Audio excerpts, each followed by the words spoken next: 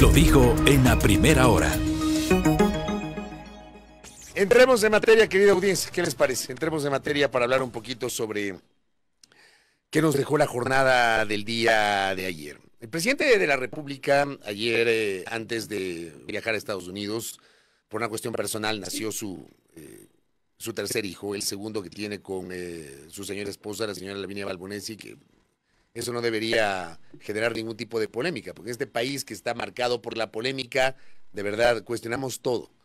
¿Hasta dónde va a dar a luz la mujer del presidente? O sea, de verdad que a ratos somos como país un meme.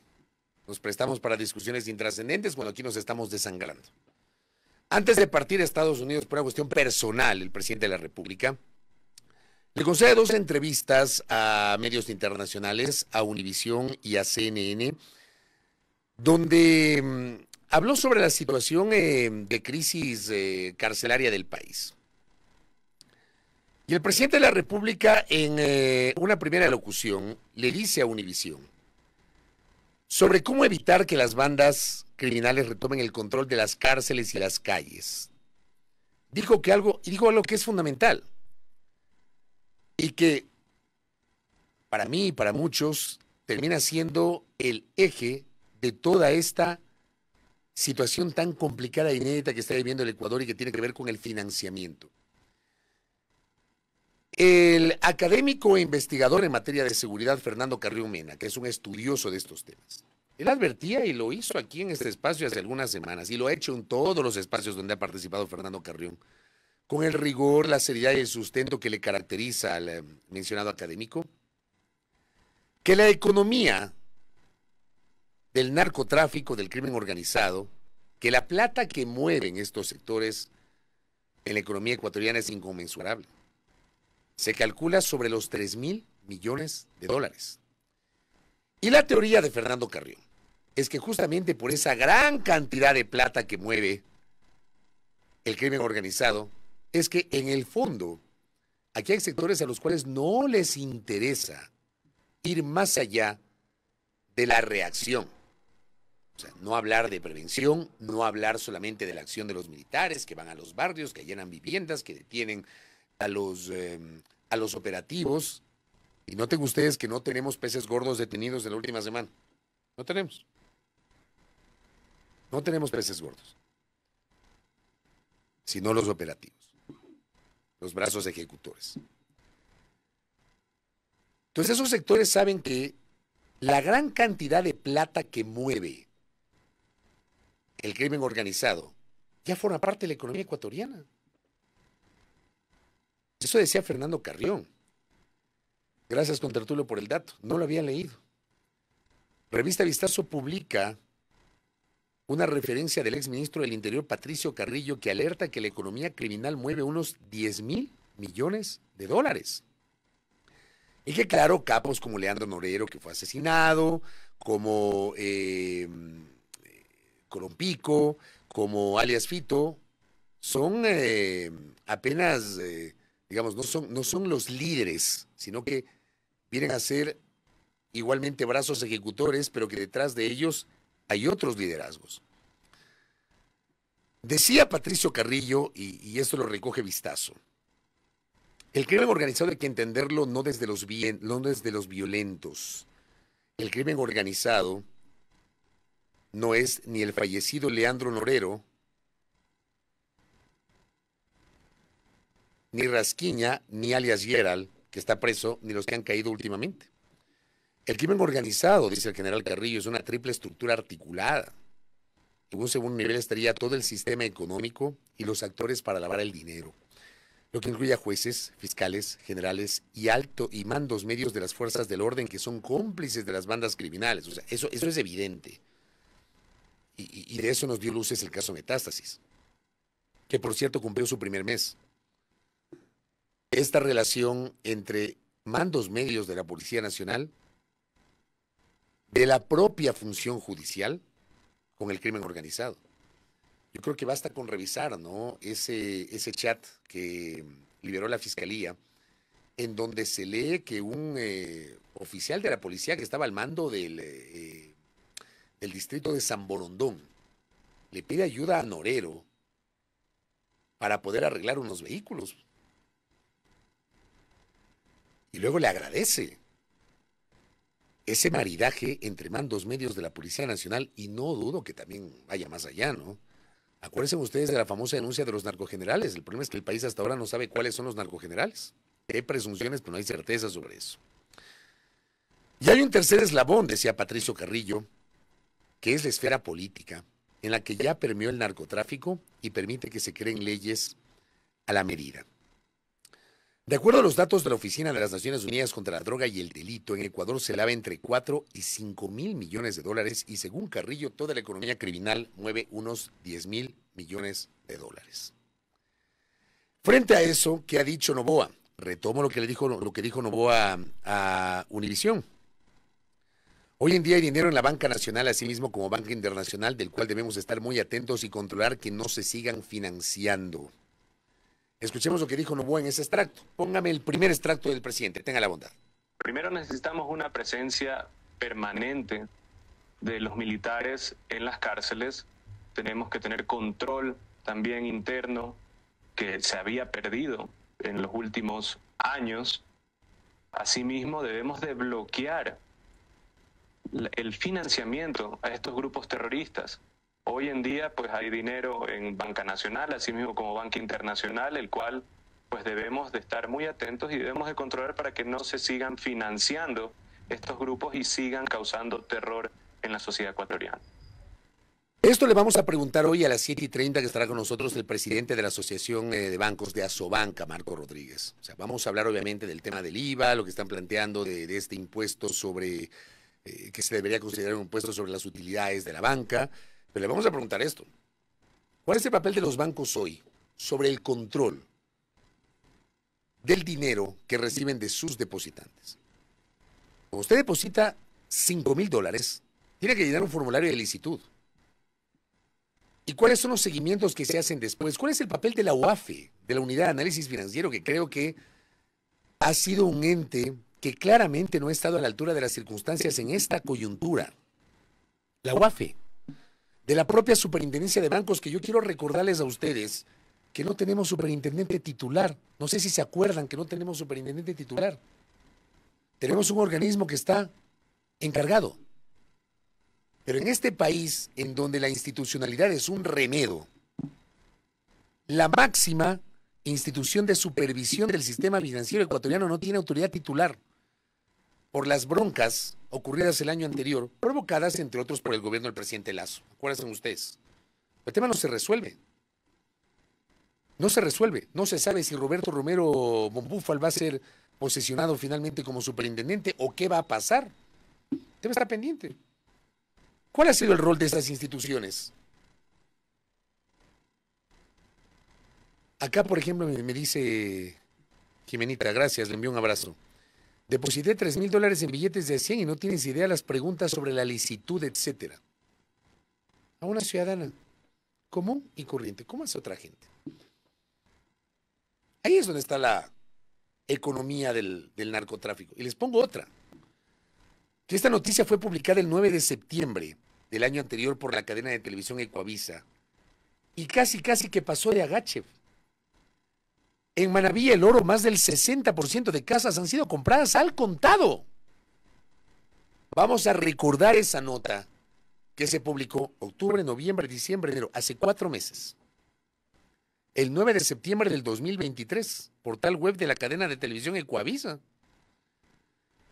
Un censo de la Cámara Inmobiliaria Ecuatoriana que midió la comercialización de inmuebles en 9 provincias determinó que durante el primer semestre del 2023, el 56% de las ventas fueron en casas, cuya mayoría se encuentra en urbanizaciones. Una de estas razones es porque los clientes buscan zonas cerradas con guardianía privada debido a la inseguridad, principalmente en Guayas, Pichincha, El Oro y Manabí, donde la delincuencia incrementó. Tras analizar la información recabada de 1.400 corredores de bienes raíces, les llamó la atención el tipo de financiamiento con el que se han adquirido las viviendas en medio de la crisis social y política del país. Solamente, dice la Cámara Inmobiliaria, del 100% de las operaciones que se registraron, solamente el 48% se hicieron a crédito. El resto fue todo de contado. Billete tras billete. Contante y sonante. ¿Cuánto cuesta una casa? Dependiendo del sector, ¿no?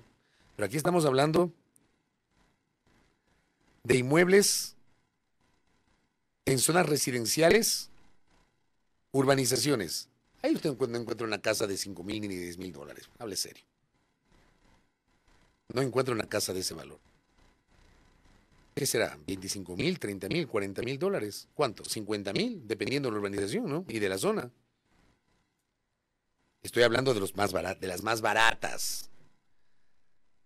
Y compran de contado. ¿De dónde sale la plata? Y estoy hablando de las más baratas, porque claro, en una urbanización, usted no encuentra una casa en menos de 80,000 dólares, como dice Andrés, 120,000 dólares. Hay urbanizaciones que tienen, obviamente, una plusvalía mucho más alta, donde usted encuentra 150,000, 180,000, 200,000 dólares una vivienda, dependiendo del sitio donde está, ¿no? Y compran de contado, y eso no les llama la atención. No le llama la atención a la autoridad. Pregunto. Este fenómeno financiero, según la Cámara Inmobiliaria, se registró en más de 2 provincias de la costa. Se registró más en 2 provincias de la costa. En Manabí, el 79% de los clientes pagó de contado estos inmuebles usados y nuevos. 79% de los clientes pagó de contado. Mientras en el Oro fue del 62% y el resto accedió a un crédito bancario. ¿En serio? Existimos aquellos que nos endeudamos a 20, 25 años plazo para poder comprar una casa. Claro que existimos. Y acá compran de contado. ¿De dónde sale la plata? Y no le ha llamado eso la atención a la autoridad, al Estado ecuatoriano, a los propios promotores inmobiliarios. El sector inmobiliario, dice la nota de Coavisa, desconoce de dónde viene ese dinero. Por su parte, la Asociación de Promotores de Viviendas del Ecuador señala que hay una evolución en la oferta de construcciones nuevas en este año, o sea, el año pasado. Solo 7 de 10 familias accedieron a contratos en proyectos inmobiliarios ofertados en ferias. Y esto no les ha llamado la atención, ¿no? Andrés me dice de 80,000 a 120,000 en una zona media para arriba. Mi doctor Guamán dice, en Quito por Cumbayá, evidentemente hay casas de más de 250,000 dólares, nos dice. Don Andrés Patricio Gómez Álvarez dice, una casa en esas condiciones mínimo 100,000 dólares. Y como dice Magdalena Pozo, súmele el interés. ¿De dónde sale la plata? Es ahí donde tienen que atacar. Lo dijo Fernando Carrión en su momento. Es allí donde tienen que atacar. Y es muy probable que haya sectores, no sé si de la política, de la economía, que no les interesa porque ahí está el billete, pues. Ese billete sustenta la economía, una economía tan alicaída como la economía ecuatoriana. Y hoy el presidente de la República dice lo obvio. Ok, pasemos del discurso a la praxis. Acá mi doctor Freddy Vega dice, es por eso que en esta crisis no han bajado los precios de los inmuebles. Pero así como no han bajado, yo me he encontrado con un montón de sitios en los cuales hay el letrero de se vende. Un montón de sitios. El letrero de se vende. Aquí en Quito. No se diga en otros sectores, ¿no? Del país. Pero aquí en Quito. Te encuentro un montón de sitios donde dice se vende. Hay que atacar esa estructura. La pregunta que hago públicamente es, ¿le interesa al Estado? ¿Le interesa al Ecuador? ¿Le interesa al país atacar esa economía que mueve, según Fernando Carrión, 3,000 millones de dólares? Según Patricio Carrillo, 10,000 millones de dólares. ¿Les interesa? ¿Será suficiente con estas reformas que llegaron a la Asamblea? Y sobre las cuales, vean, más allá de la discusión que se ha armado hoy sobre si debe ser económico urgente, si no es económico pero debe ser urgente, todo lo que ustedes quieran. Más allá de eso, esas reformas tienen que ser parte de un debate serio. Porque yo creo que las reformas que mandó el presidente de la República, si se fortalece el debate y se incorporan otros elementos, pueden ser una herramienta poderosa, acompañadas de la decisión política del Estado ecuatoriano, para atacar el corazón de las mafias que es el movimiento económico. ¿Les interesa? Porque de lo contrario, uno se estaría encontrando con que hablan de dientes para afuera y no pasa absolutamente nada. Eso dijo Noboa a Univisión. ¿Qué le dijo a CNN, presidente de la República, ayer? Ha anunciado que una comitiva de Estados Unidos vendrá a Ecuador para hablar con las Fuerzas Armadas y la policía en los próximos días de esta semana. Agrega, todavía no tenemos una idea clara del paquete de ayuda que va a haber, el cual todavía lo debemos discutir. Póngale el segundo del presidente. Hemos tenido contacto con los Estados Unidos y la comandante Richardson va a venir acá con una comitiva para hablar con nuestras Fuerzas Armadas y con la policía en los próximos días. No nos han dicho el momento exacto, pero va a ser esta semana. Pero aún así todavía no tenemos una idea clara del paquete de ayuda que va a haber, el cual todavía lo debemos de discutir, porque hay necesidades también para mantener esta guerra. Y asimismo también hay necesidades para tener estabilidad económica dentro del país. Sobre esto el presidente de la República tiene que ser absolutamente claro en su discurso. Y no vender humo, que es lo que yo planteo permanentemente en este espacio. Ya la semana anterior, le dijo en la entrevista a Radio Canela, hace exactamente una semana el miércoles, que ya en un par de días llegaba la ayuda económica de Estados Unidos. Ha pasado una semana y no llega esa ayuda. Ha pasado una semana y él dice, recién va a venir una delegación para ver en qué va a consistir la ayuda económica. Todavía no hay ayuda económica. Y no sabe el presidente en qué va a consistir esa ayuda económica. ¿Será en plata? ¿Será en materiales? ¿Será en infraestructura? ¿Será en personal? Eso también ha provocado una polémica o una discusión sobre la soberanía. Hay quienes consideran que no pueden venir acá a colaborar militares estadounidenses. Uno de esos es el coronel Patricio Acosta Jara. Él dice que no se puede porque hay una prohibición constitucional y que se debe echar mano de militares y policías ecuatorianos. Pero hay otras opiniones como las del doctor Rafael Ollarte, por ejemplo, o el doctor José Chalco, que son constitucionalistas, que dicen que la norma constitucional lo que prohíbe es el establecimiento de bases extranjeras en suelo ecuatoriano. Por eso, Estados Unidos ya no tiene presencia en la base de Manta, que lo tuvo durante una década tras el convenio que firmó el entonces presidente Yamil Maguad en el 99. Y en el 2009 se fueron los estadounidenses de la base de Manta. Pero tanto Yarte cuanto Chalco consideran que esa prohibición alcanza solo a las bases, pero no implica una prohibición de una colaboración para casos como el que estamos viviendo en el Ecuador. Pues yo creo que el presidente en su discurso tiene que ser absolutamente claro. Primero, para no vender humo. Y segundo, para no caer en contradicciones ni en imprecisiones. Y el país tiene el derecho y el gobierno tiene la obligación de explicar. El país tiene el derecho de saber y el gobierno la obligación de explicarnos en qué va a consistir esa ayuda extranjera. En momentos en los que ciertamente estamos enfrentando la peor crisis de seguridad que la historia recuerda. Y dentro de este contexto hay un tercer elemento. Declaraciones de la señora ministra de Gobierno al portal Visionarias, que dirige y conduce la colega Yaney Nostroza. Escuchemos qué le dijo a Yaney Nostroza a la ministra Palencia. O grupos armados que operan en las alcantarillas. No tanto, Janet, vamos a tener algunas sorpresas. No tan en las alcantarillas, desafortunadamente nos han penetrado a todo nivel. Hay unas vinculaciones fuertes que ya las sabrá la ciudadanía en su debido momento, pero lo que acontece es que nosotros nos quedamos encerrados en medio de dos países con grandes conflictos como es Perú y Colombia. No tenemos las mismas características, indudablemente que no, y a lo mejor para ellos podría haber sido más fácil, o para el mismo Salvador, yo insisto, Salvador, Honduras y Guatemala tenían los maras, y los pudieron dividir entre maratruchas y los M-18. Tenían esta especificación y con la ley antimaras, ellos clasificaron totalmente a los grupos. Nosotros no tenemos esos, y tenemos inclusive ya jóvenes que se identifican con orgullo y se etiquetan ellos mismos, yo me pertenezco a tal o cual grupo. Nosotros tenemos que rescatar a nuestros niños de esos etiquetamientos. Esa es la labor de fondo que tenemos. Que el país, dice la ministra, le dijo a Yaney Nostroza ayer, pronto va a saber algunos otros elementos.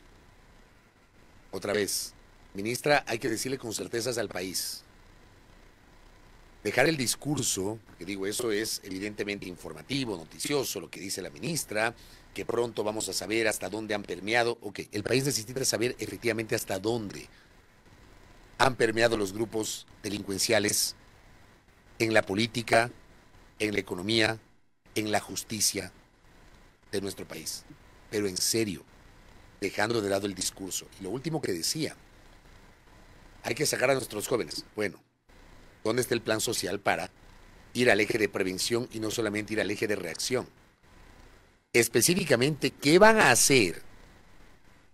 ¿Qué van a hacer para poder atacar esa otra parte del problema que es prevenir para que nuestros jóvenes, a los cuales aquí hay un montón de radicales que dicen que a los niños, niñas y adolescentes hay que tratarlos como adultos porque no les tiembla la mano para matar y que hay que hacerlos imputables, sin entender que hay un concepto internacional de inimputabilidad de los menores de edad, de los menores de 18 años.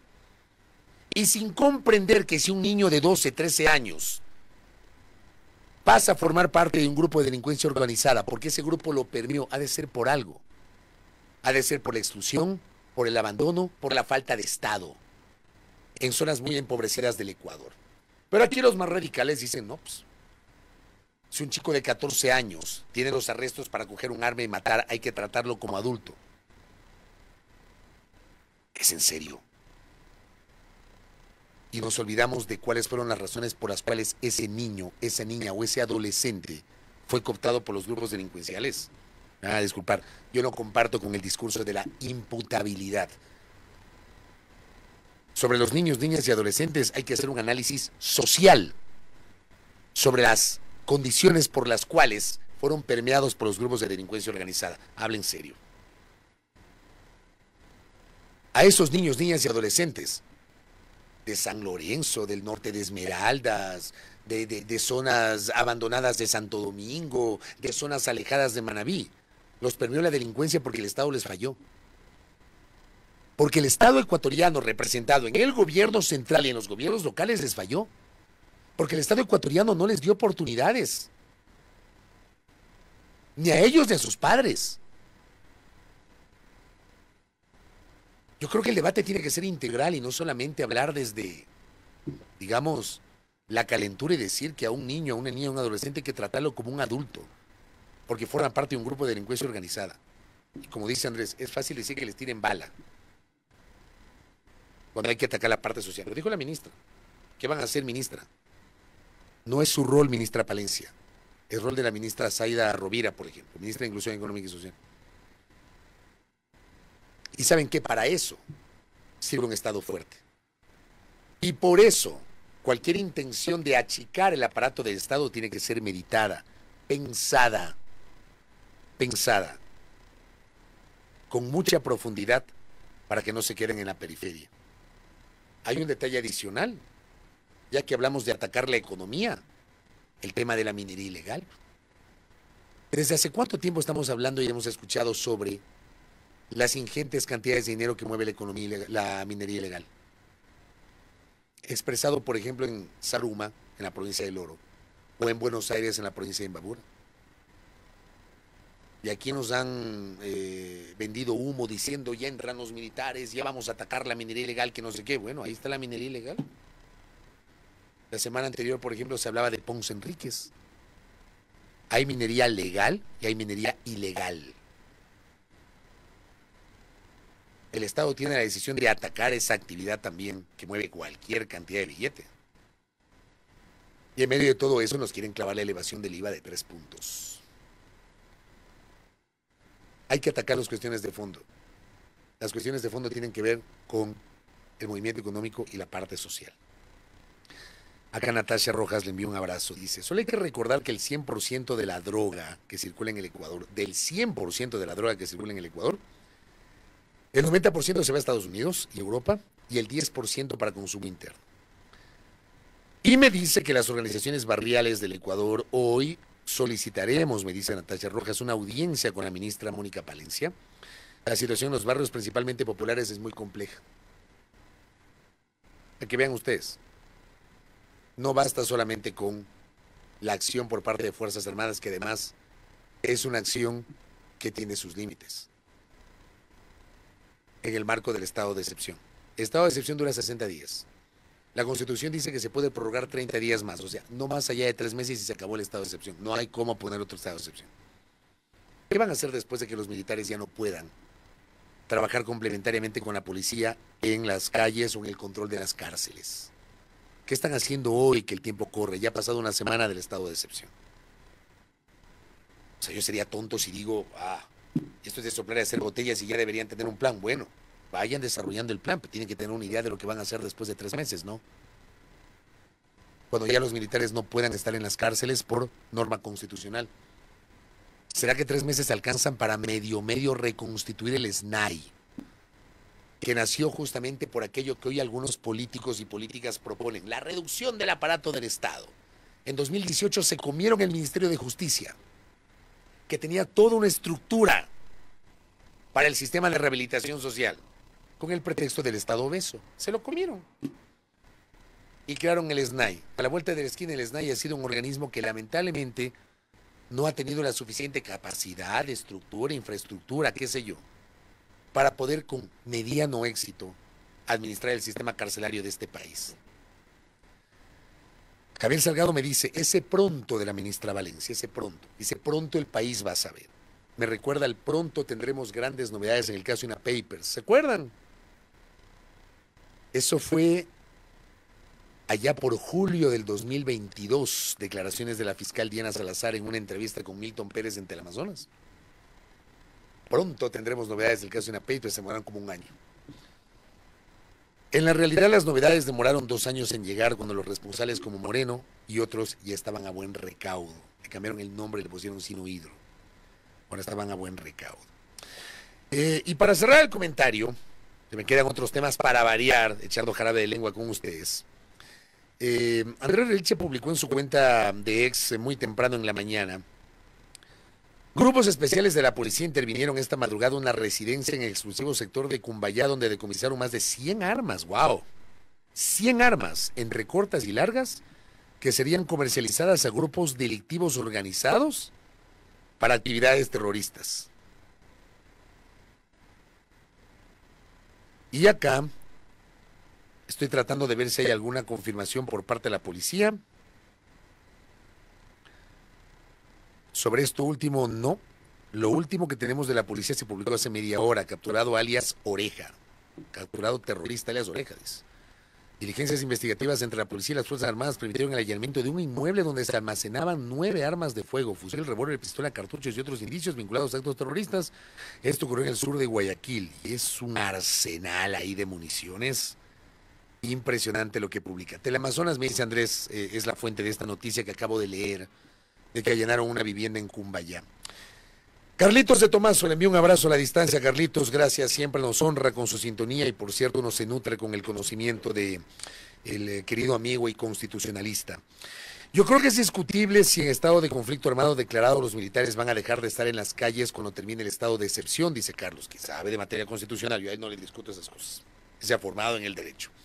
Yo considero que sí pueden porque se han fijado objetivos militares y las normas internacionales permiten la actuación de los militares. Buen criterio, Carlos, buen criterio, me parece interesante para abonar al debate que justamente está señalando y que yo planteo que va a pasar después del estado de excepción.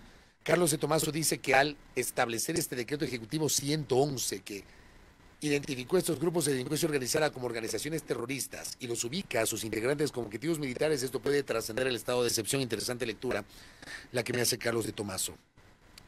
Vale San Martín pregunta, esta es otra de las preguntas que nos hemos hecho en estas horas.